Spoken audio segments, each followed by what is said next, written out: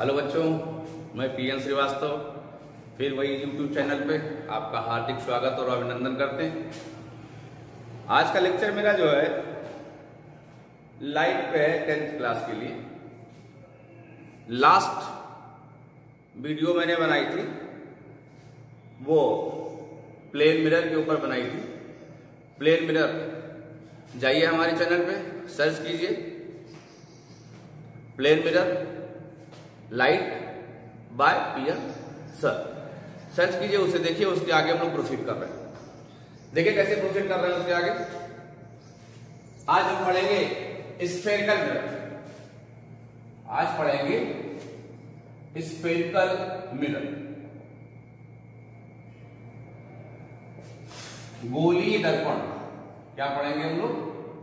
गोलीय दर्पण। चलिए, बहुत सारी इस पे बातें आती हैं। गोलीय दर्पण क्या होता है, कैसे होता है, कहां से आता है, क्या करता है, क्योंकि ये इतना लंबा टॉपिक है ऑप्टिक्स का कि इंटर में आपको फिर मिलेगा, यहां पे है नहीं। 10th में है, 10th के बाद फर्स्ट ईयर में नहीं मिलेगा, फर्स्ट ईयर के बाद जस्ट आपको इंटर में मिलेगा। तो आपके जो सिलेबस में है, आप उतना लीजिए जितना आपको एनसीईआरटी में दिया हुआ, उस पे मैं आपको दे रहा हूं, उसको आप ध्यान से देखें। चलिए देखें। स्फेरिकल मिरर, गोलीय दर्पण कहां से आया?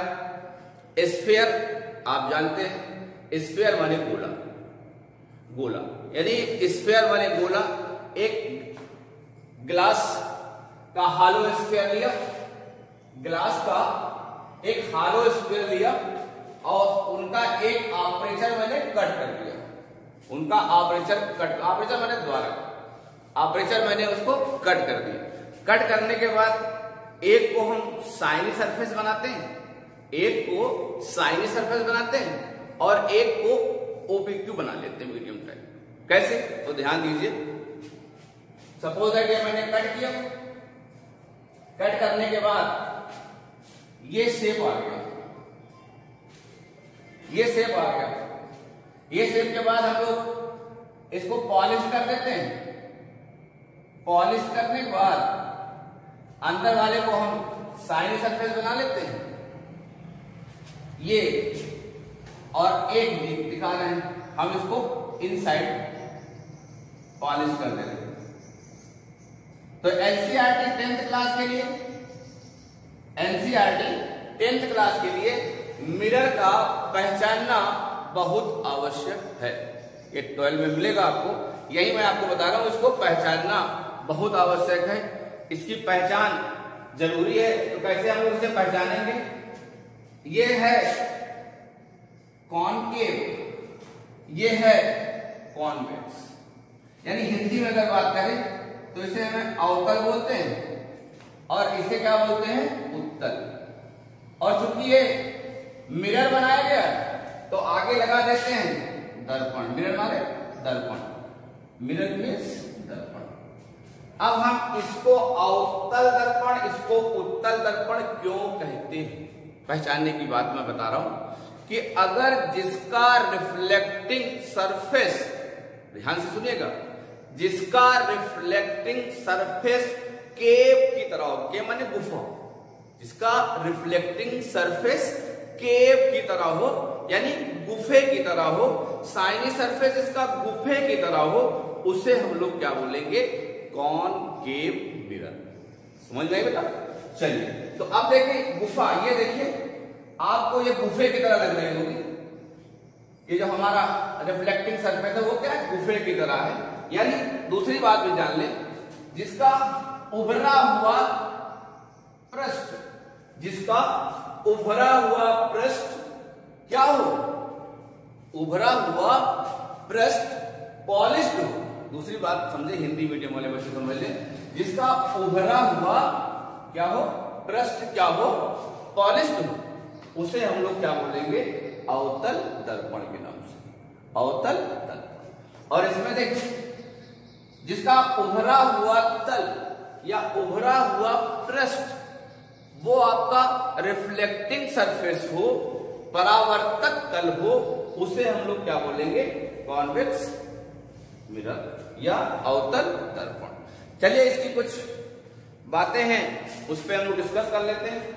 ये तो पहचान बता दी मैंने आपको, छोटी मोटी पहचान 10th तक आपके एनसीईआरटी में इतना ही थोड़ा समझाया गया। चलिए मैं नेक्स्ट बता रहा हूं, इसके ऊपर कुछ टर्मिनोलॉजी आती है, कुछ टर्म्स इस पर डिफाइन किए जाते हैं। कैसे डिफाइन करते हैं देखें। सपोज दैट ये मेरा है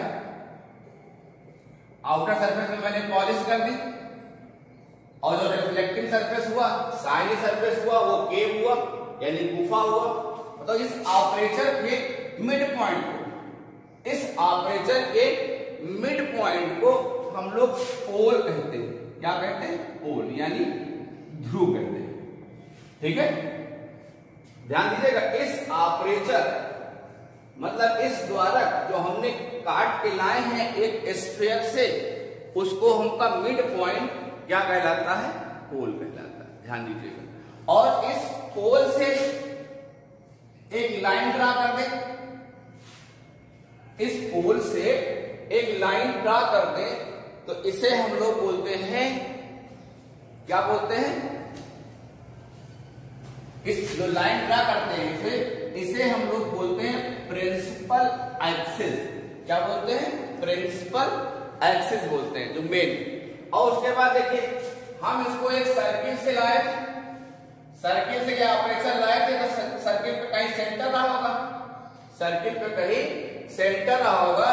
मान suppose that here a centre of it, so they are called a centre of किसका? कर्व। कर्व और यानी कि ऑपरेशन लाए थे तो कर्वेचर, सेंटर ऑफ कर्वेचर यानी कर्व, ये कर्व लाए थे और इस ऑपरेचर का तो हम लोग क्या बोलते हैं? Centre of curvature. इसे हम लोग वक्रता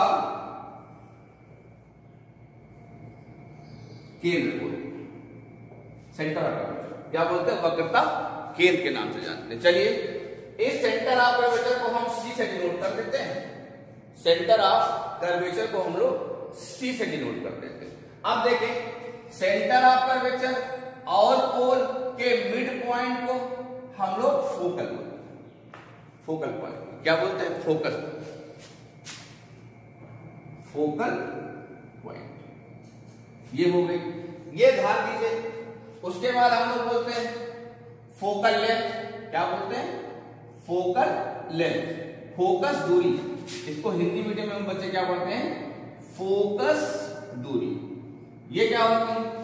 distance between pole and focal point, distance between pole and focal point is called a focal length. ठीक है, is called a focal length. किताब में लिखा हुआ मैंने समझा दिया, किताब में देख लीजिए, मैंने आपको डिफरेंस इसकी सिखा दी। उसके बाद ये देखिए radius of curvature, radius of curvature, radius of curvature, radius of curvature. इसको हिंदी में बोलते हैं वक्रता त्रिज्या। क्या बोलते हैं? वक्रता त्रिज्या, सेंटर ऑफ कर्वेचर। इसे बोलते हैं वक्रता त्रिज्या के नाम से। इसकी डिफिनेशन क्या होगी? ध्यान दीजिएगा। इसकी डिफिनेशन ये है, the distance between pole and centre of curvature, the distance between pole and centre of curvature is called a radius of curvature. ठीक है, समझ में आई बात? तो हम लोग कहते हैं इसकी डिस्टेंस जो होगी पोल से सेंटर तक क्या कहलाएगी? Radius of curvature. इसको हम लोग कैपिटल आर से रिप्रेजेंट करते हैं, इसको हम लोग कैपिटल आर से रिप्रेजेंट करते हैं। अभी लास्ट ईयर यूपी बोर्ड में एक क्वेश्चन भी पूछा गया था कि सेंटर ऑफ कर्वेचर अगर आपका 10 सेंटीमीटर है, क्वेश्चन ऐसे आया था, if centre of curvature, centre of curvature is 10 centimetre, find the focal length. ठीक है, ये क्वेश्चन पूछा गया था, सिंपल था। यानी आर की वैल्यू क्या दी थी? 10 सेंटीमीटर और एफ निकालना था।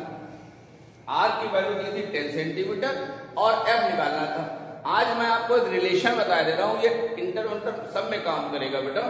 रिलेशन क्या है कि R is equal to 2 times F, R is equal to 2 times F। Suppose that F is equal to R by 2, F is equal to R by 2, F is equal to R by 2। तो find out the focus here. Suppose that they are 10 centimetre by 2 यानी 5 centimetre.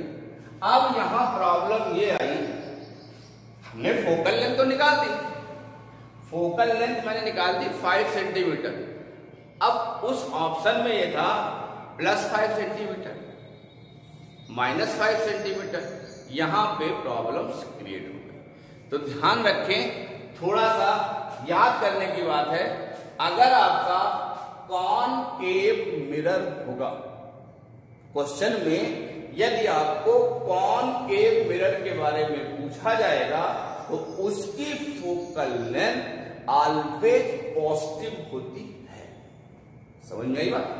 कि अगर आपको concave के बारे में पूछा जाए, अगर आपको कॉनकेव के बारे में पूछा जाए तो उसकी फोकस दूरी, फोकल लेंथ सदैव नेगेटिव होती है। अगर कॉनकेव मिरर के बारे में पूछा जाए तो उसकी फोकल लेंथ ऑलवेज नेगेटिव होती है, और कॉन्वेक्स के बारे में यदि पूछा जाए तो उसकी ऑलवेज पॉजिटिव होती है। ये पॉजिटिव नेगेटिव कैसे निकाली जाती है मैं आपको इस बाद में लेक्चर दूंगा कि कैसे इसको शो करते हैं। कई मेथड से निकाले जाते हैं, एक तो रे ऑफ लाइट से निकाली जाती है, एक कोऑर्डिनेट ज्योमेट्री से निकाली जाती है। मैं दोनों विधियां आपको बताऊंगा, लेकिन ध्यान रखिएगा, अगर कॉनकेव मिरर है, अगर कॉनकेव मिरर है तो उसकी फोकल लेंथ ऑलवेज नेगेटिव होती है। कॉन्वेक्स से तो क्या होगी? पॉजिटिव होगी। चलिए ये काम खत्म हो गया। ये छोटी बातें आपको बताई गई इसके बारे में, कुछ इसके टर्मिनोलॉजी को भी बताई गई। अब हम लोग देखते हैं कुछ रूल्स होते हैं रे के रूल्स होते हैं, रूल्स ऑफ रे, रूल्स ऑफ रे। कुछ 3 बातें इसकी रूल्स ऑफ रे की होती हैं। पहली बातें हम आपको बताने जा रहे हैं रूल्स ऑफ रे की, कि अगर कोई मिरर है, इफ एनी मिरर, और ये है आपका प्रिंसिपल एक्सिस, ये है पोल, ये है फोकल, ये है सेंटर ऑफ कर्वेचर। अब line parallel to the principal axis, first rule है इसका, फर्स्ट रूल इसका है कि parallel to the principal axis reflect, after reflected they passing through a focus. Hindi में बात करते हैं कि यदि मुख्य अक्ष के समानांतर आने वाली किरण, मुख्य अक्ष के समानांतर आने वाली किरण परावर्तन के बाद फोकस से होकर जाएगी। समझ में आ गया? तो देखते हैं, ये यहां पड़ी, फिर रिफ्लेक्ट हुई, तो कहां से रिफ्लेक्ट होगी? फोकस, रिफ्लेक्ट का फोकस। ये फर्स्ट रूल है रे डायग्राम बनाने का, रे डायग्राम बनाने का ये फर्स्ट रूल है। सेकेंड देखें, सेकेंड रूल देखें, इसका कन्वर्स देखें, इसी का कन्वर्स, यह है पोल, या एफ, यह है सी। इसका कन्वर्स देखें, फोकस से जाने वाली किरण, ठीक है, a ray passing through a focus reflect जब होगी, यानी जब ये परावर्तित होगी तो पैरेलल एक्सिस के पैरेलल हो जाएगी। यानी ये जो है प्रिंसिपल एक्सिस जो मेरा है उसके क्या हो जाएगी? पैरेलल हो जाएगी। देखिए ये यहां पे आई, रिफ्लेक्ट हुई, रिफ्लेक्ट होने के बाद ये क्या हो जाएगी? इसके पैरेलल हो जाएगी। सपोज दैट ये रे फोकस से आई, ये रे फोकस से आई, ये पैरेलल हो जाएगी इसके प्रिंसिपल एक्सिस के। ये सेकेंड रूल है। थर्ड रूल देखिए, थर्ड रूल इसका देखिए,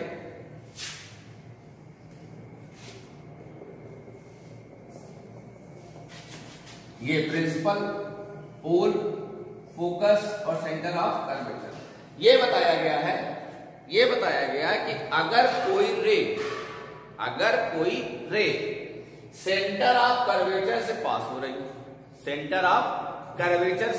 पास हो रही, देखें रे passing through a centre of curvature, तो ये जब रिफ्लेक्ट होगी तो सेम पाथ पे चली जाएगी, यानी जिस पाथ से आई है उसी पाथ से ये वापस चली आएगी, यानी जिस पाथ से गई थी उसी पाथ से चली जाएगी। प्यारे बच्चों, मैं बताया दे रहा हूं ये रे डायग्राम के 3 नियम कितने इंपॉर्टेंट है वो आपको ऑन फ्यूचर जानकारी होगी इसकी, क्योंकि अब हम आपको 6 स्टेज बताएंगे कि ऑब्जेक्ट कहां रखा है तो फोकस कहां बनेगी, कैसी बनेगी, छोटी बनेगी या बड़ी बनेगी। वीडियो मेरी देखते रहिएगा।